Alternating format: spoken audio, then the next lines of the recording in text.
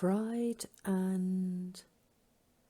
A short story by Jane Jago from Pulling the Rug, Volume 4. It is a truth universally acknowledged that an ageing rock star in possession of an 8-figure fortune must be in want of a nubile young woman to supplant his no longer appetising wife.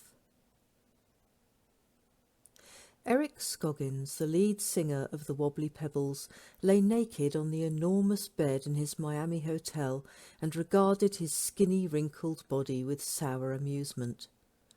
"I dunno about you," he remarked to his sleeping penis, "but I reckon the only reason anybody wants us now is the fame and the money." For a moment he smiled, as he remembered back when he started out in the business. Things felt different then, and groupies had seemed like an amusing way to chart the band's rise to fame and fortune. The richer they got, the prettier the girls became. And, if pushed, he would have to admit to sampling a few along the way. But now he was almost 70, he would honestly prefer a cup of tea and an early night. He sighed, and his thoughts grew sombre. The business of a farewell tour was exhausting enough, without the necessity to run from the rapacious claws of the young and greedy. He wasn't remotely interested, but these girls were unrelenting, and he was beginning to feel like the quarry in a very bloody hunt. To cap it off, he was lonely, and only one person could help. He speed-dialed a number in England and spoke to the person who had been the centre of his life for some 40 years. "I miss you. Please come." "Okay." 3 nights later, as the band played its final encore ever, a particularly persistent blonde bribed a hotel desk clerk for a room key. Blondie let herself into Eric's palatial suite and slipped out of her clothes before disposing herself decoratively across the wide whiteness of the bed.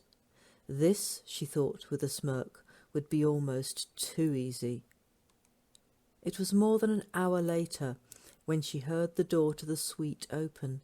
Carefully tousling her blonde curls, she sat up in the bed and plastered on a seductive smile. Almost at once her smile became a frown as she heard voices. What was going on? The old fool never brought anybody upstairs with him. But there was somebody with him now. Somebody who could wreck all her plans. Her smooth pink hands curled into claws. The first words she could make out were spoken in the distinctive gravelly tones of a voice that had broken 1,000,000 hearts. "I'm going out on the balcony for a smoke. You coming?" "Yeah, I will, but I need the bathroom first."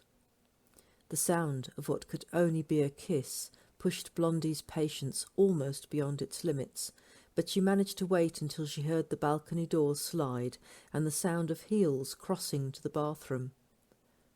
Quick as a flash, she streaked across the corridor to where an ordinary-looking and far from young woman was sitting on the john. "Clear off," Blondie snarled. "It cost me $5,000 to get in here, and I'm not having some used-up old tart ruin my chances." The woman looked at her incuriously. Then she laughed. "I have a better idea. You clear off." Blondie led with her nails, going for the older woman's face, but she was caught from behind and her wrists were held in an iron grip. She wriggled and kicked, but all to no avail. The woman got up off the pan and disappeared for a second, coming back with a bundle of clothes. "You have 2 minutes to dress and leave. If you aren't gone in that time, I'm calling security." Blondie looked from Eric's determined face to the bland expression of the woman who stood at his side.